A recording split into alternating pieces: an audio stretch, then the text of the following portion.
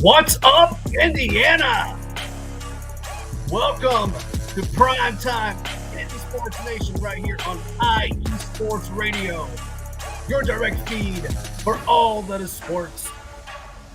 We're going to talk the disaster in Denver. The Pacers win a couple and start a West Coast swing. And we will preview the big game of the college football playoff tomorrow night. Indiana versus Notre Dame. Thanks for joining, everybody. Saddle up. Indy Sports Nation, let's go.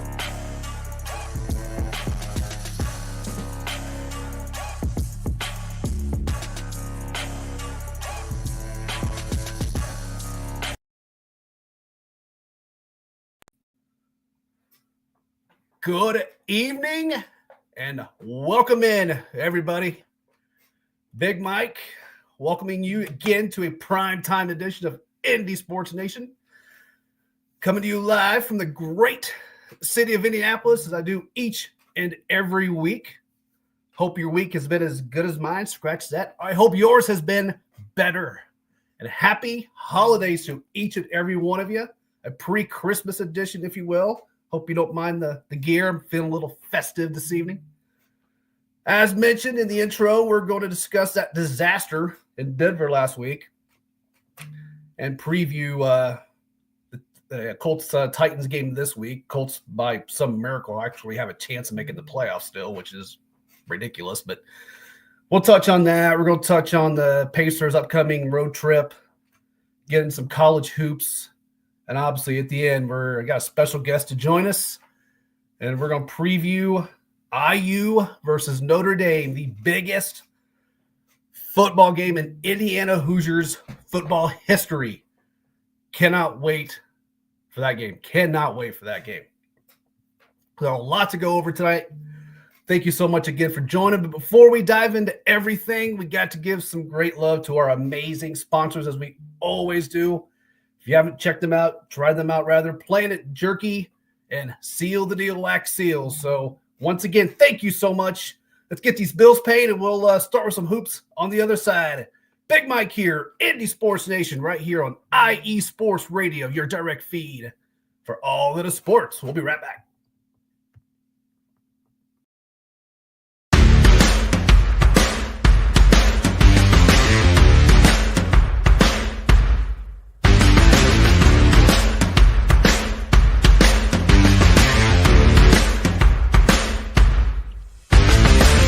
IE Sports Radio fans, this show is brought to you by Planet Jerky Premium Brisket Beef Jerky.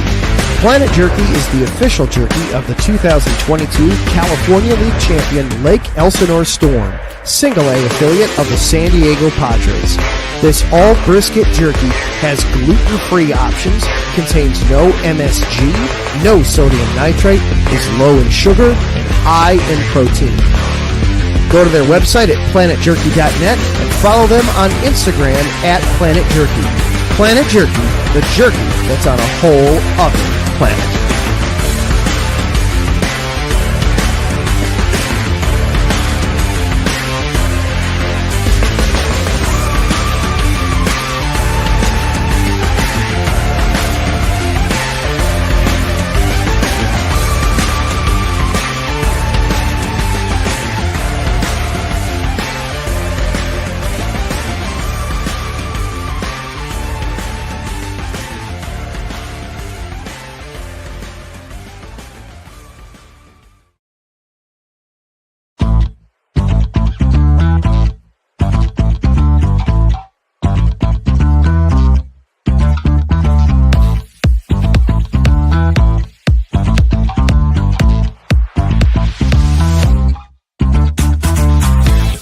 Hey there, IE Sports Radio fans. Be sure to check out our sponsor, Seal the Deal Wax Seals by Cecilia B. You just finished your very own wedding or baby shower invitations and you're looking for that extra special touch? Maybe you just wrote a letter to a relative or a friend and you want to add to their smile when they receive it. Then seal the deal with Cecilia's handmade sealing wax stamps for your invitations, letters, and gifts. You bring the deal, we'll bring the seal. You can find them on Instagram at sealthedeal_wax_stamps and on Facebook, Seal the Deal Wax Seals.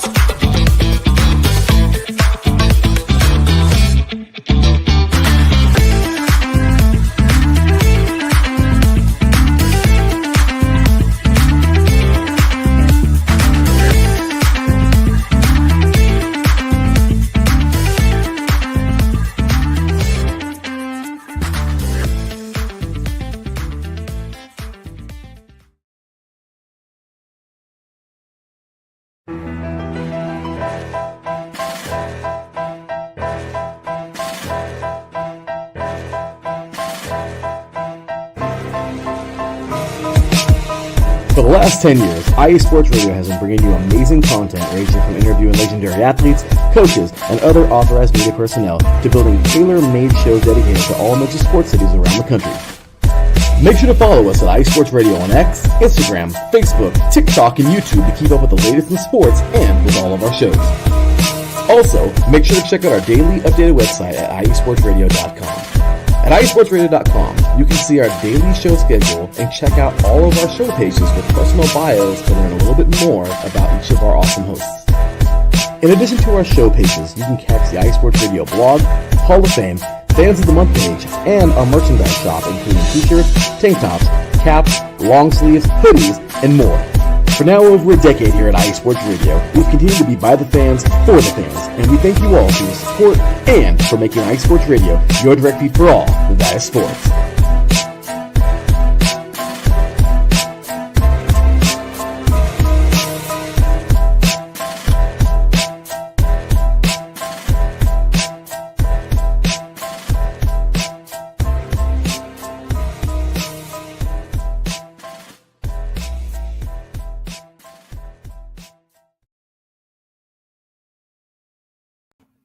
All right, welcome back in, everybody. Once again, thank you so much for taking the time out of your evening to hang out with your boy. If you'd be so kind, hit me up on the old X/Twitter, whatever you're calling it.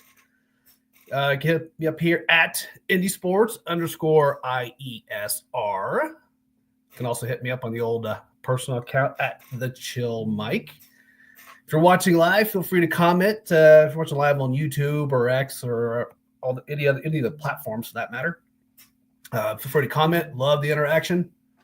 Again, just keep it sports, keep it PG. Pretty simple stuff there.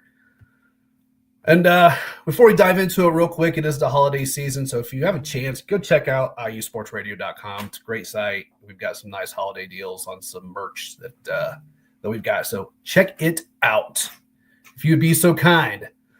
All right, we will dive into it here. Let's start with our Pacers. Got a couple games and a couple wins against teams they should beat. Let's be honest. Even though, look, they've been struggling doing that as of late. They've had some really bad losses this season. So to beat a 5-win Pelican team, okay, great. But they need to. You know what I mean? It's kind of one of those, okay, big deal. You beat the Pelicans, great. But Pelicans have beat the Pacers once this season. So it's just, it's a game they needed. I'm glad they got it.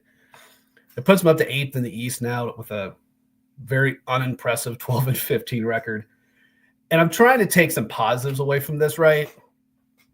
I mean, Halliburton, I've said this on the show a gazillion times. It all starts with him. This team orchestrates through him. And I want to say that maybe he's back. I don't know. We saw flashes of it earlier in the season where he goes for like 3 straight games and is just balling out. Nobody can stop him. And then he disappears again. And so he had the game against New Orleans that I want to see him have. 21-10. That is what I want to see from Tyrese Halliburton. Okay. That right there tells me he's getting baskets when he needs to get baskets. He's orchestrating the offense. He's getting assists where he needs to get assists. That is how this team wins games, right?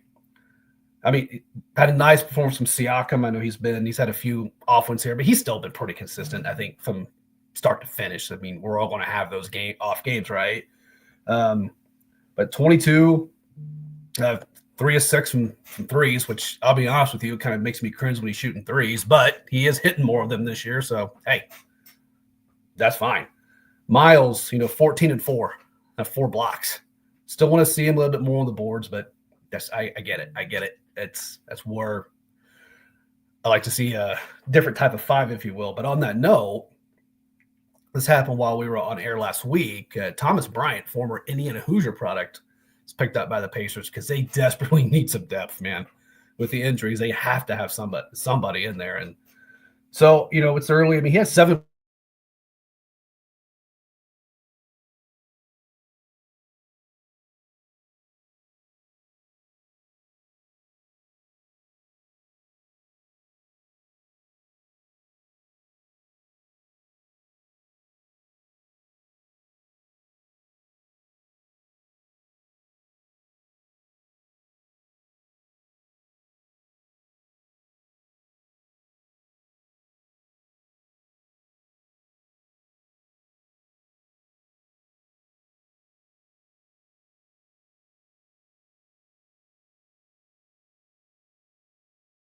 points.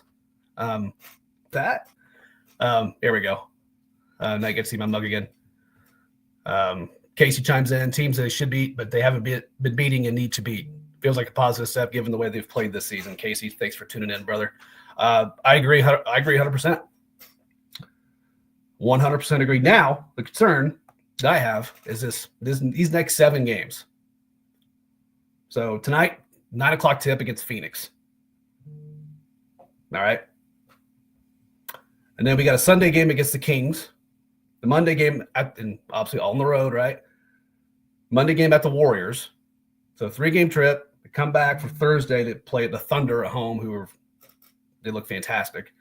And then you get two games on a Friday and a Sunday, both in Boston. And then they come back home on Tuesday to play the Bucks. All teams with winning records, except for the Kings, who are essentially 500. They're just now 1 game under. What do you think? To me, I mean, again, Pacers are 12 and 15. This is a very important road trip, in my opinion.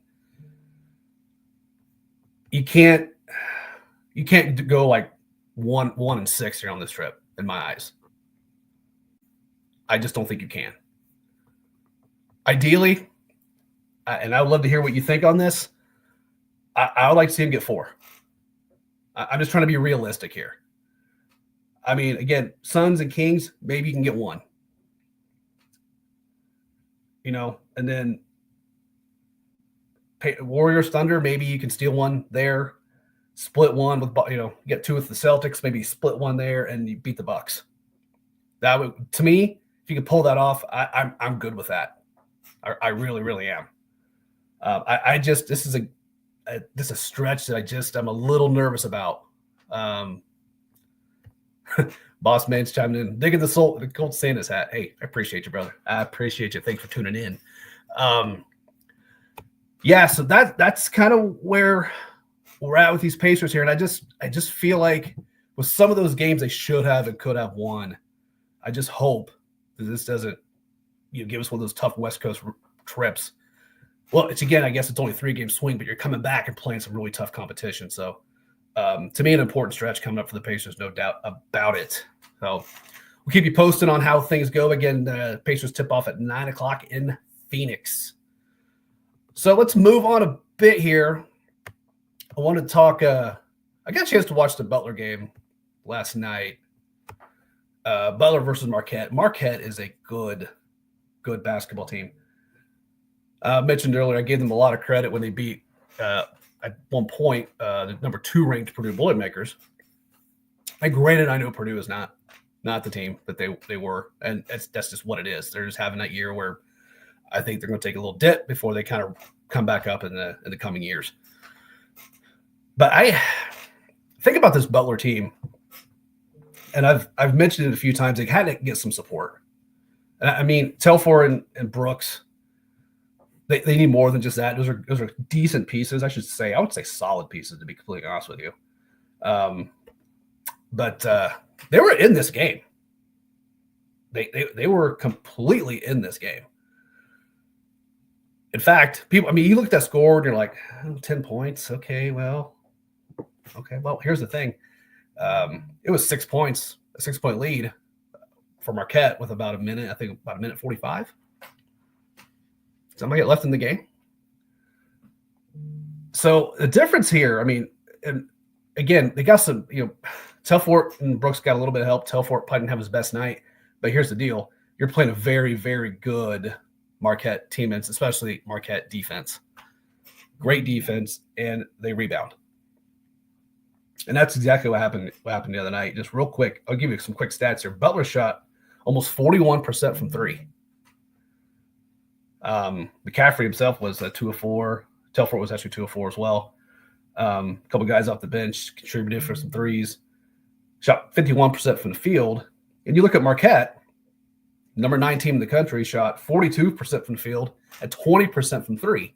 And you're like, that's a recipe for a Butler win. The issue is this. You play good defense and you can rebound, you can win a lot of games. Marquette turned the ball over twice. I believe Butler had about 14 turnovers. And Marquette got them by about a dozen on the boards. I'm going to touch on this here in a minute with the Purdue loss this past weekend because it was kind of a similar recipe. But it was – I like it. Butler, I thought, actually looked pretty good. I mean, the grand scheme of things, an unranked team going on the road to Marquette, which is never an easy place to play, and had a shot. Had a decent shot, actually. But that's what's so frustrating about Butler right now, solely for the fact that you've got these horrible, horrible, horrible losses that I mentioned last week, and they're going to have to get some games like that in order to obviously be even considered to be in a tournament. But you know how this goes come March Madness, right? Those bubble teams, not, blah, blah, blah. If they get to that point, those 2 horrible early season losses are going to look really bad. I mean, they already look bad. So you got to find a way to try to sneak away those wins on the road. And unfortunately, they just came up a little bit short last night. But there was some progress. And unfortunately for Butler, they get to get a few days off and face UConn on Saturday, who was in a fight themselves last night against Xavier. The Big East is the Big East. They're going to beat each other up like they do every year. That's just what happens. But, we'll see if maybe Butler can steal one here. I'm not saying put a bunch of money on it, but in order for Butler to kind of rebound, it's going to have to happen. So as I'm moving on here, speaking of defense and rebounding and all of this good stuff, Purdue, that was not great over the weekend. That streak ended. They hadn't lost in Indy since the 2021-2022 season. That 4-point loss to Texas A&M. Watching that game, you kind of saw it right away. And it's been a recipe. It's been an issue, I should say, for Purdue for a few years now. I mean, you saw it last year in the Natty, right? I mean, if you have a good defense that can suffocate the Purdue guards, you're going to probably beat them. Get people who can rebound, who can play solid defense.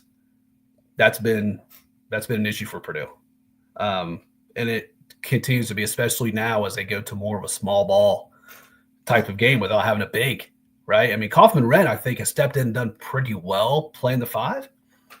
But obviously having somebody like, even though he's only a freshman, Missa Jacobson, who could at least be a defensive presence down low and probably get you some additional rebounds, you don't have that guy right now. And that's really hurting Purdue.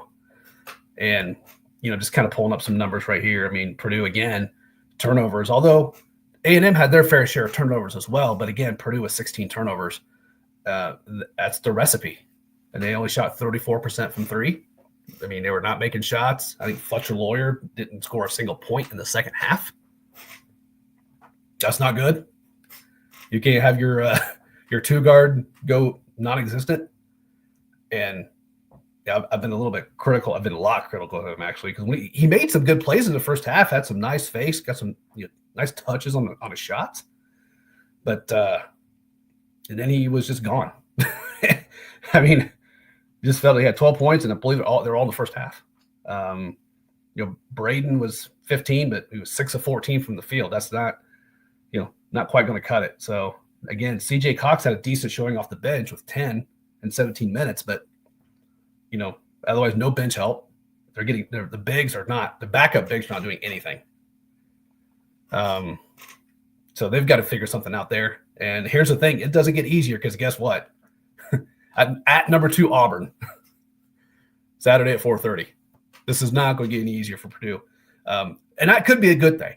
I'm not cashing in. I'm not selling out. I'm not going anything like that. Purdue I think we'll still be okay. Obviously, we'll see in about a month once we get into the heart of conference play, and we'll see how they're holding up. But this could be a situation where this tough schedule could be very beneficial for them as they go into conference play. It would be like a flip-flop from past years where they start off hot and then they kind of plateau. Could see a flip here.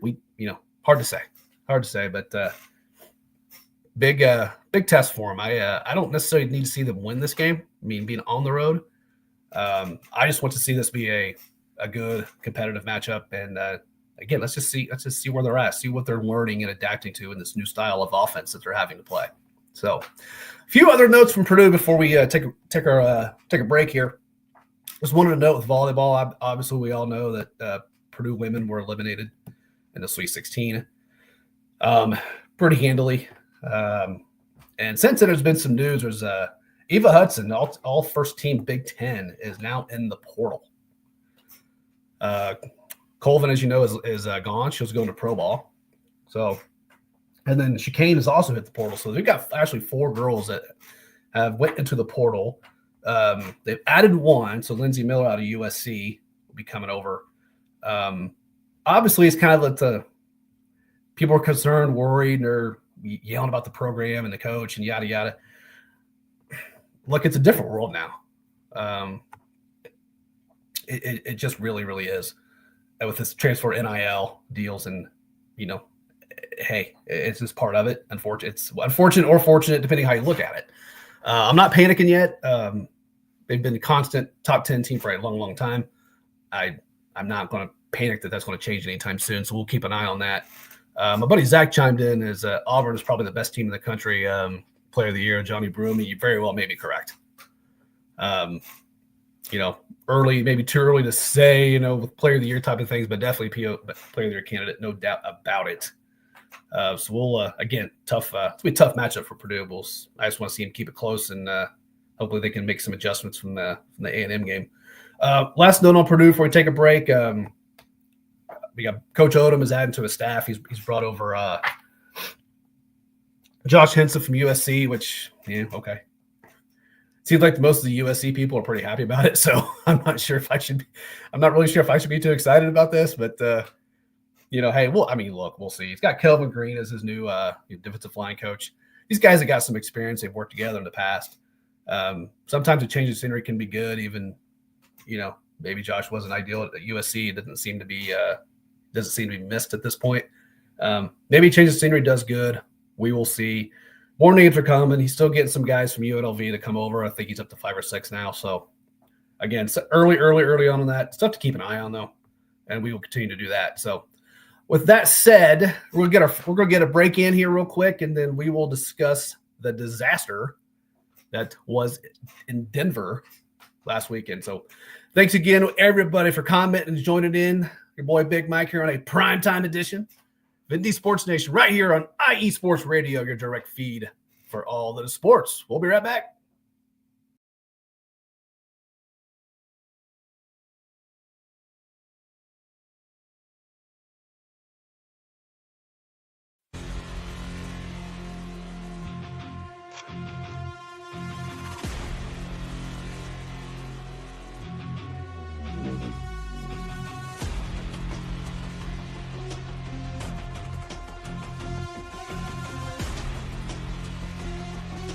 What's up, Pittsburgh? This is Ralph Galise, the host of the Indy Report on IE Sports Radio, your direct feed for all other sports. Are you that passionate diehard Steelers, Penguins, Pirates, or just a Pittsburgh sports fan? Then please join me on the Indy Report every Tuesday on IE Sports Radio, the direct feed for all that is sports, and I will update you on all that's black and gold, and have you telling your Pittsburgh fans and friends what's up with Pittsburgh sports. Tune in Tuesday with me, Ralph Calise, the Injury Report on IE Sports Radio, your direct feed for all that is sports. Let's go!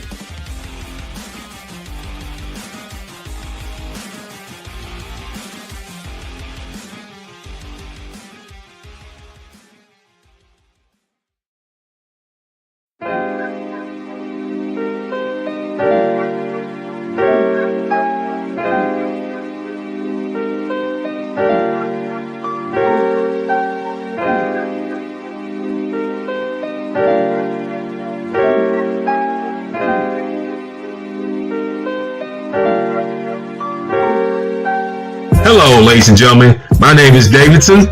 It's your boy, Dentarius Locke.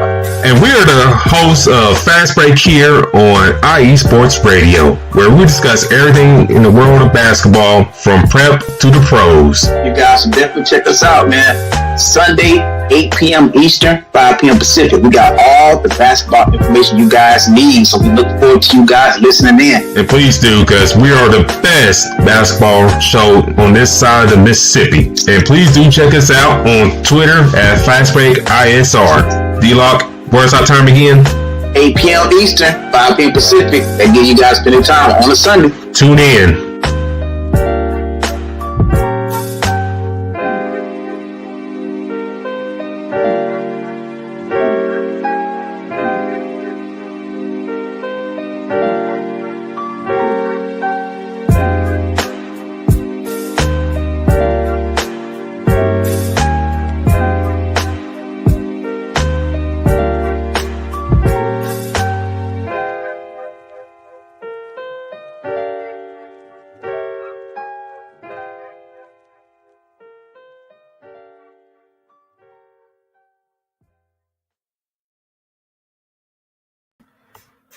Welcome back, everybody. Once again, thank you so much for hanging out. Appreciate all the comments here on the show and on the old Twitter X machine.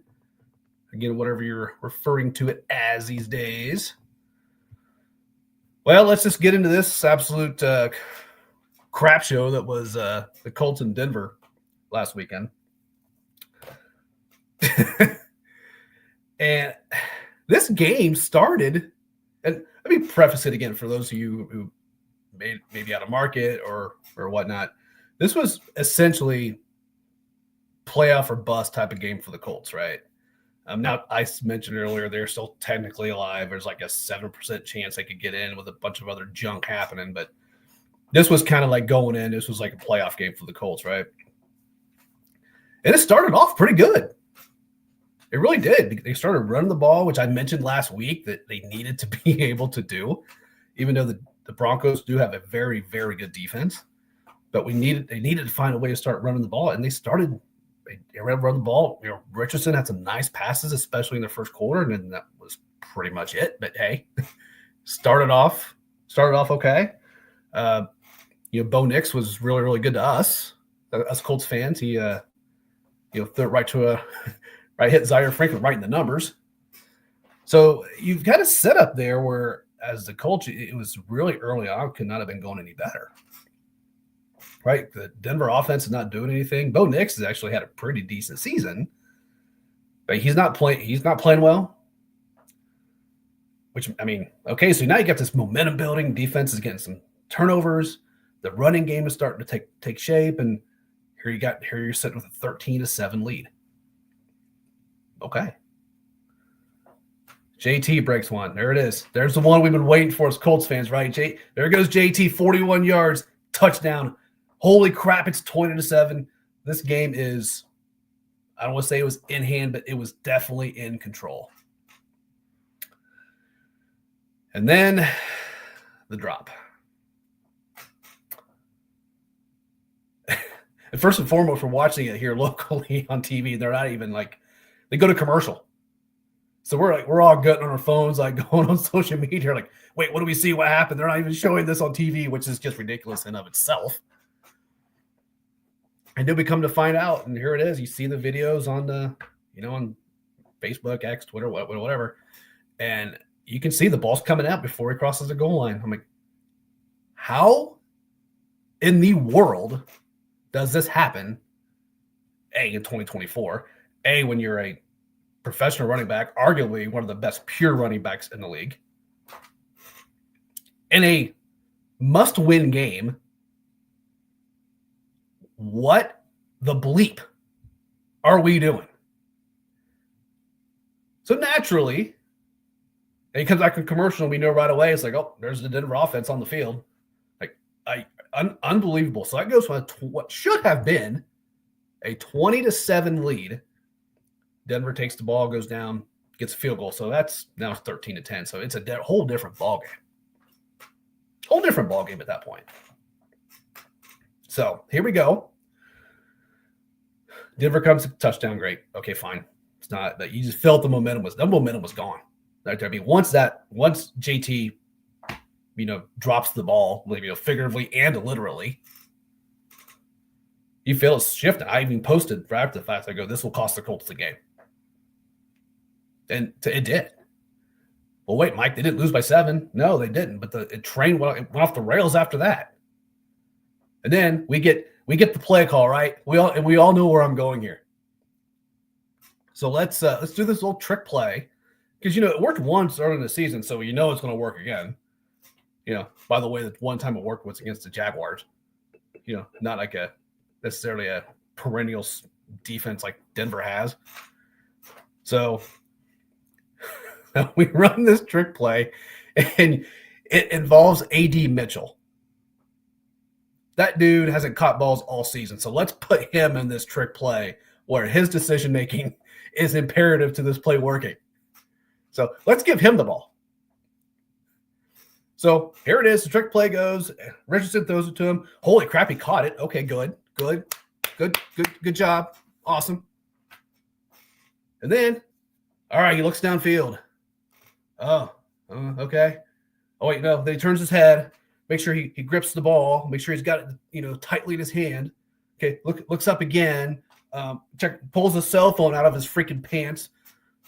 Looks at it, makes sure all this Secret Santa assignment's been taken care of for the Christmas gathering. Okay, put the phone back. Okay, now I'll throw the ball back to AR, and bam, intercepted, touchdown, Denver, game over.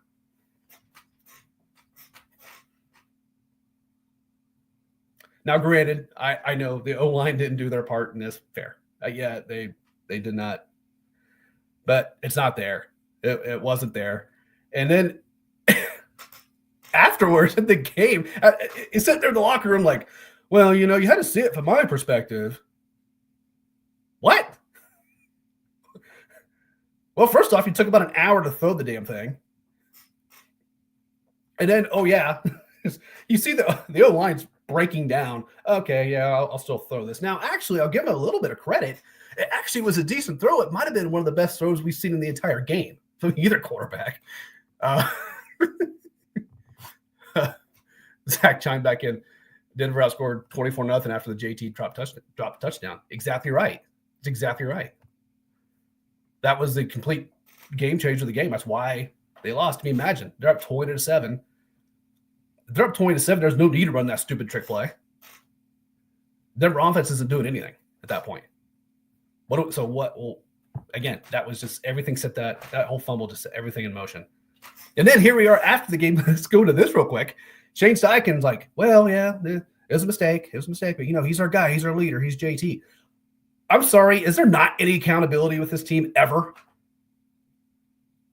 Can somebody help me out here? And this is why they are where they are. This is why they seem to be good with mediocrity. And that's what's going to be again this year. Even if they win the next 3, which again, they have the Titans this weekend, at the Giants and back home against Jacksonville. Obviously 3 very winnable games, 3 games they should win. And then let's just say they do, let's have some fun with it. We say they win 3, they're 9-8. If they get Chargers, a few other things, Chargers to lose, a few other things to happen, they could sneak in. Okay. But I don't think it's happening. So another year, essentially, of mediocrity. And, it's probably get used to it. It's probably going to happen again next year, too, when they run it back one more year. Would love to be wrong. But I have a feeling it's going to be a one more year thing and just see where this Ballard, Steichen, Anthony Richardson thing goes. And if they don't see any improvement next year, they blow the thing up. But, that's another discussion for another time. But we'll preview real quick. I mean, it's the Titans. This is a game that at home the Colts should win. I know the Titans have some stingy defensive numbers. But I still think the Colts should be able to move the ball here, run the ball. It's just which Colts defense is going to show up. It's Mason Rudolph for the Titans. I mean, Levis is out and been benched. If it's a New England Patriot, if it's a game against the Patriots, who knows? If we get a defense that kind of showed up like last week, I think they're fine. We'll discuss some more. But one thing I wanted to note too, this cracks me up. So for those of you who are local or who go to the games, they always have someone who's hitting the anvil, right? The whole thing, who's on the anvil this week, and it's usually some like a former player, or, some local celebrity, athlete from another sport, whatever.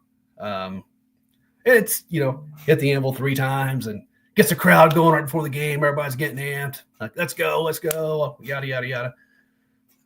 So this week, here we are, right before Christmas. It's a whiteout theme, so Colts will be wearing the away jerseys. It's going to be a winter wonderland right before Christmas. Oh, cute.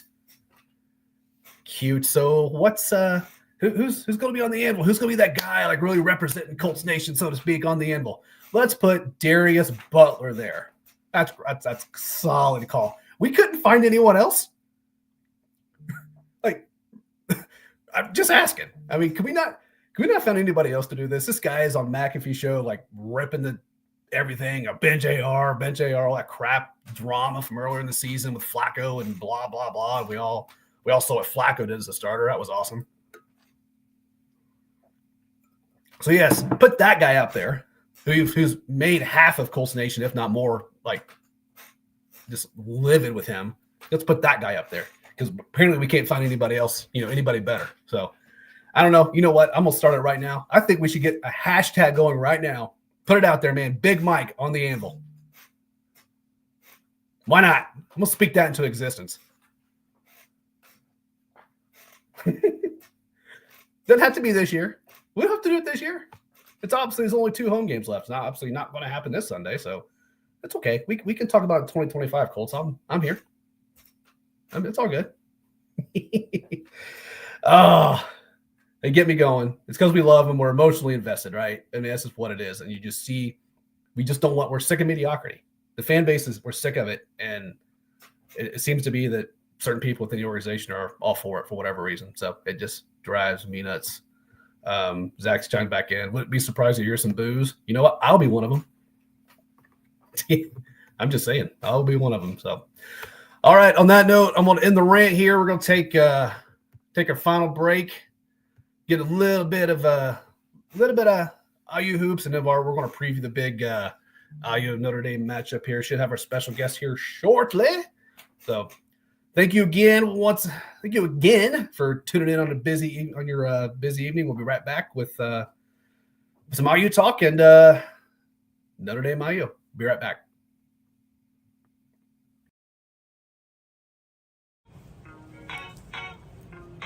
Hey, sports fans.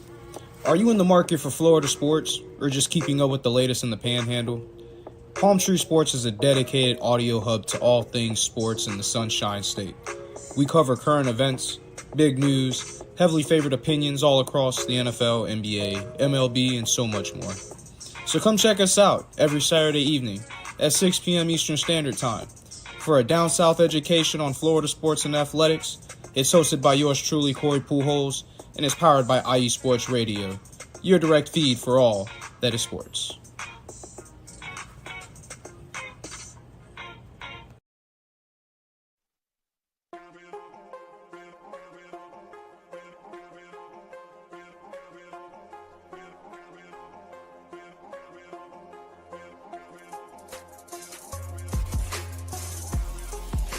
Hello, ladies and sinners. Hello, sports fans around the world. Hello, IE Sports family. This is Cale Henderson, the host of IE Vegas, the Sin City Sports Show, presented by IE Sports Radio. If you folks are interested in sports in the Vegas area, if you're wanting to have a blast for 1 hour every Tuesday night from 7 p.m. Pacific Standard Time to 8 p.m. Pacific Standard Time, this is a show built for the Vegas sports fans, where we feature the Las Vegas Raiders, the Las Vegas Golden Knights, the Las Vegas Aces, and the University of Las Vegas, Nevada Rebels. Hopefully, fingers crossed, MLB team coming soon. Either way, if you folks are looking to have a blast for 1 hour each and every week, tune in Tuesday, 7 p.m. Pacific Standard Time to 8 p.m. Pacific Standard Time.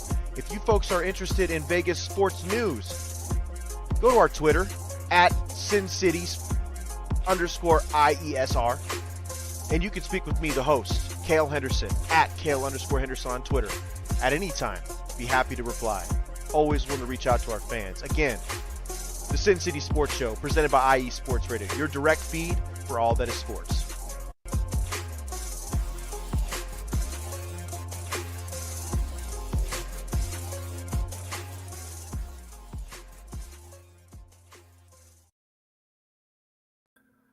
All right, welcome back, everybody. Thank you yet again for joining. It's time to dig into some IU chat, talk a little hoops, and then we're going to preview the big game tomorrow night. So I'm going to bring in one of the classiest dudes I know, Hoosiers guru, and newly proud dad, puppy dad to Cooper.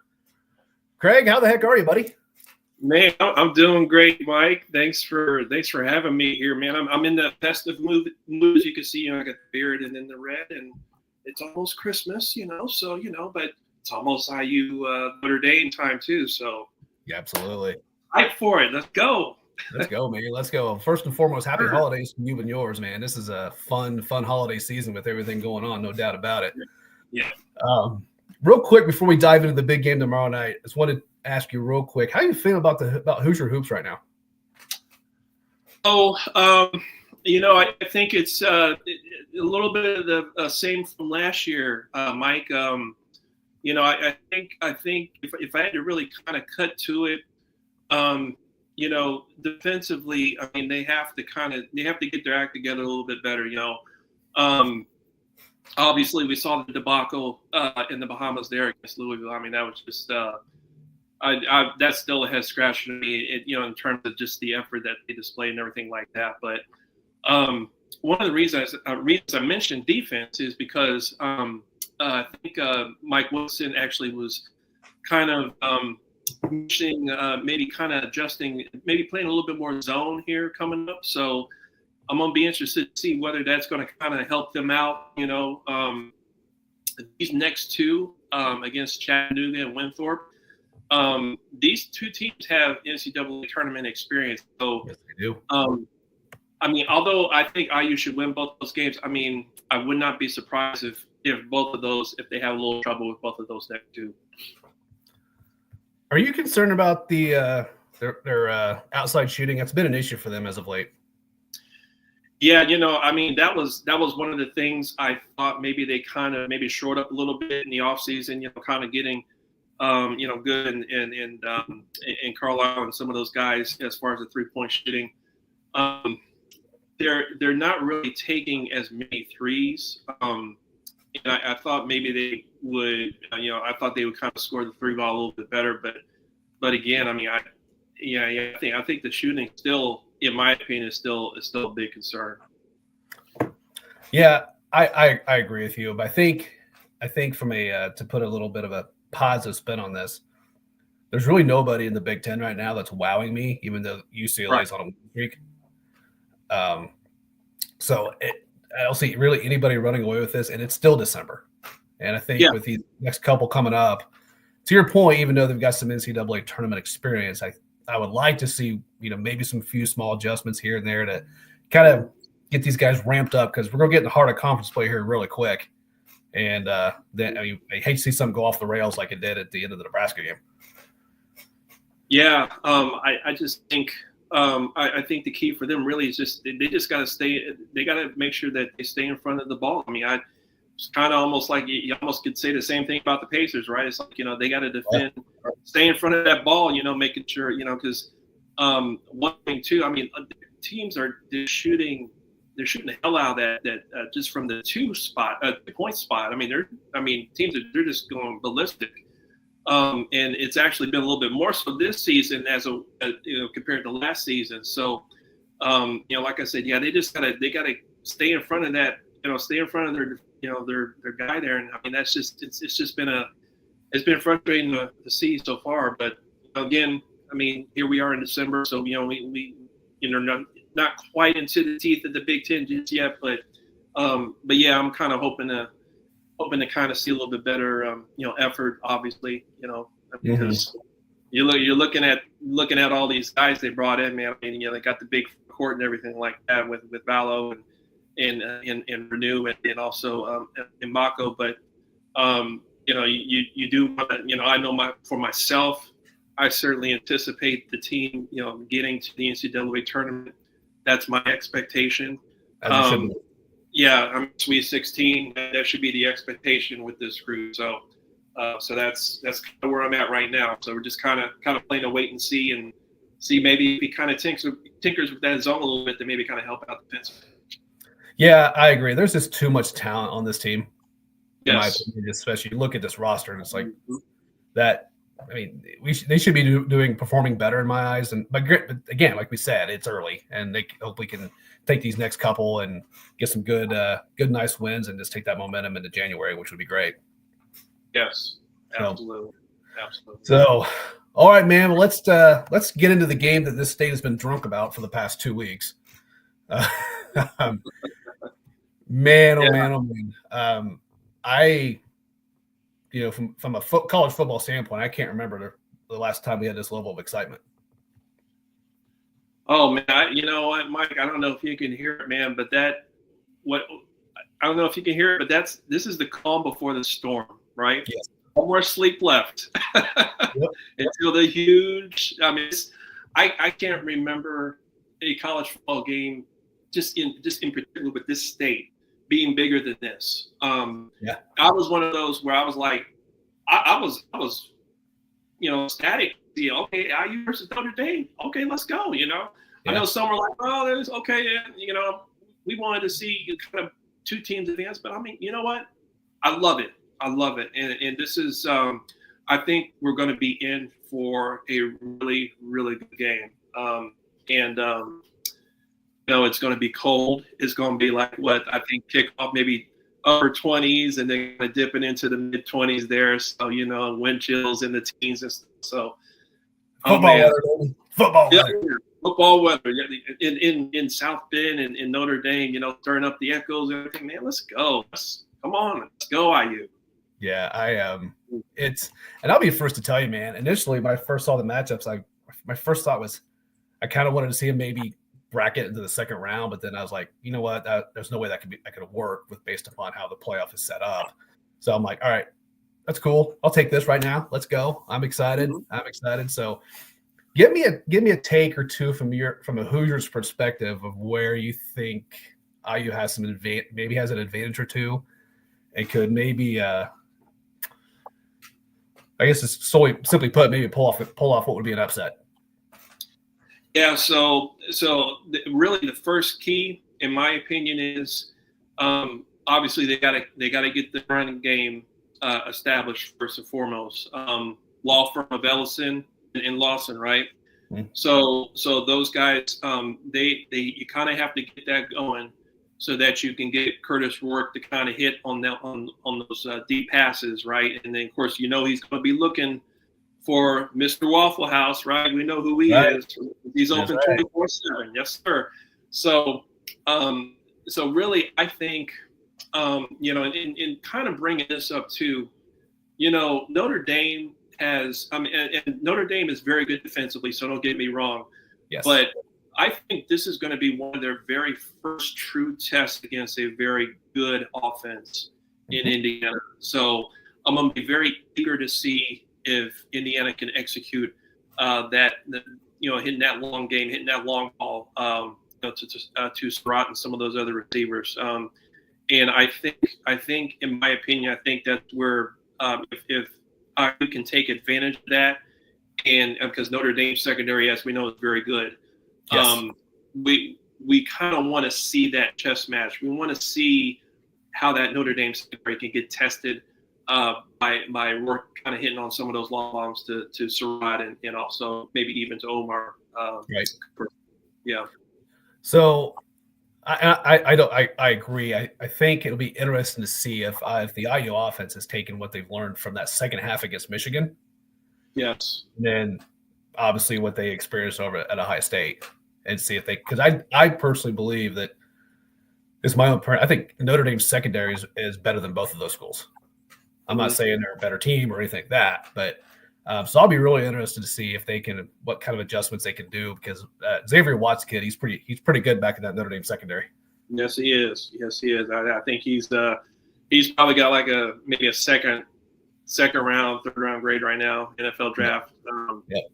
So, but I would say for Notre Dame too. I mean, if we're going to look at just what they do defensively, I mean, they've got to get pressure on Rourke. Ohio State obviously did a lot of that, and they really took Indiana. They just took Rourke off his comfort zone. Notre Dame. I mean, I think they're good, but I mean they're not. Their pass rush isn't as good as Ohio State. So correct. So to me, I think in order for them to really kind of put pressure on Indiana, they're going to have to get to Rourke and make sure that he doesn't stay comfortable in that pocket and he's not taking those shots. Yeah, it's kind of a strength versus because to your point, strength versus strength, right? I mean, Notre Dame's known for a good defense. IU's got a high-powered offense, and Notre Dame, to your point, really probably has not seen that type of offense like this all year. And outside with IU, outside of Ohio State and that second half of Michigan, they've not seen really much better defenses either. Right. So it's really interesting to see that. Where I do think, to your point, we're talking about Rourke. I do think that his quarterback play is advantage IU in my eyes. Absolutely. And one thing, tell me your thoughts on this. I think from an IU defensive standpoint, if you see Riley Leonard throwing the ball, he's more of a 22, 24, 5 type, attempts. If you see that going over the 30s, that tells me IU's defense is at least containing that run game of Notre Dame's, which is very, very good. Yeah. And that could mean that could be some interceptions for IU. Yeah, absolutely. And I would say, especially for Riley Leonard, I mean, he's played very well since they had that loss in Northern Illinois. And so knowing that as well too, I mean, Leonard likes to run, he likes to take off as well. So the Indiana defense is going to have to certainly be ready for that. But of course, obviously, we know the number one. I think the number one guy they know they have to stop is Jeremiah Love. So, Love is he's a beast. He's got 14 rushing touchdowns, and so so they're going to have to certainly be ready. This is going to be a real good test again, I think, for IU's defense. But if they can find a way to kind of contain Riley Leonard and just kind of and kind of get some stops, this could, it could be ripe. They could be ripe for an upset without a doubt. Yeah, I agree. I think again, if you can at least slow down Notre Dame running game, which nobody's been able to do for the most part, as of late, especially in this 10-game stretch, and get Leonard to be having to force throws more, you could possibly get some turnovers there and change the complexity of it. And I think for IU's offense, I think they're going to have some success moving the ball between the 20s. Where I get a little bit worried is, can they get in that red zone and can they get 7 instead of 3? Yeah, that's going to be key. And also, I think what also will be key is, kind of going back to the Ohio State game, I think Indiana cannot allow Notre Dame to jump out early. No. If that happens, then Indiana is not comfortable playing from behind, and so I think if in my opinion, if IU can find a way to kind of keep this close, about mid fourth quarter, whatever, if this is a close game, I mean, they've got a really good chance of pulling the upset in South Bend. Well, and here's my thing too. I think it could also be. I've mentioned on this show, and I've been lucky enough to do a few other being guests on a few other shows. Even though it's not really a rivalry because these schools don't play each other really, right. It kind of has that almost like that feel to it. And to me, when you get feels like that, you can a lot of times just throw the stats out the window, and it's just like, hey, who wants this more? Oh, I know. I mean, it's because I think especially in this state, I mean, I'm seeing all this, obviously with the movie Hoosiers, and with that, especially with IU, and then of course, as we know, with Rudy with Notre Dame, so yep. So I'm kind of hearing like, IU saying, yeah, Rudy was offsides in that play. 40 neutral zone infraction on number 45. Right. So it is fun, man. I just there's just something special, I think, about this matchup, and just just people that people that I know that are IU fans or Notre Dame fans. I mean, a lot of houses divided, obviously, but this is it's going to be a special game, and obviously, myself being IU alum, I hope IU can continue this great season. Which I'll be honest, Mike, I never thought that they would be in this position. No, not at all. I mean, Signetti has won every, I think, Coach of the Year award so far. As he should. Yeah. So I mean, it's hopefully they can continue this great season. I know Kurt's going to have them ready. Yeah, I think both teams are going to be ready. I can't wait for the game. As a guy who doesn't really have not a Notre Dame alum or an IU alum, I'm just looking forward to it. It's just a battle. And just, I guess from a show standpoint here, whoever wins, I still get to talk about college football for another week at least. So that's my little saving grace here. So last thing for you, buddy, give me a score prediction. Let's see. I think I'm gonna keep the score in the 20s. So I'm gonna go Indiana 28, Notre Dame 24. Nice. I like it. Yeah. I'm gonna flip it. I'm gonna say 20-24 Notre Dame, but dog gonna fight. But since you're my buddy, if IU wins, and I think most of people I know are actually rooting for IU. There's just even some Notre Dame fans I've talked to are kind of like, okay, if it's IU, then okay, But it's gonna be a close game. I think. I mean, the spread's still 7. I think IU covers. We'll see if weather comes in, or you never know up there with lake effect snow. I know, yeah, it's gonna be a factor if it does. Yeah, so it's gonna be a battle. I think throw the stats out the window, and we'll see them. They'll play it out. We'll see what happens. Yeah. Whatever team's more effective running the ball, that'll be the team that wins.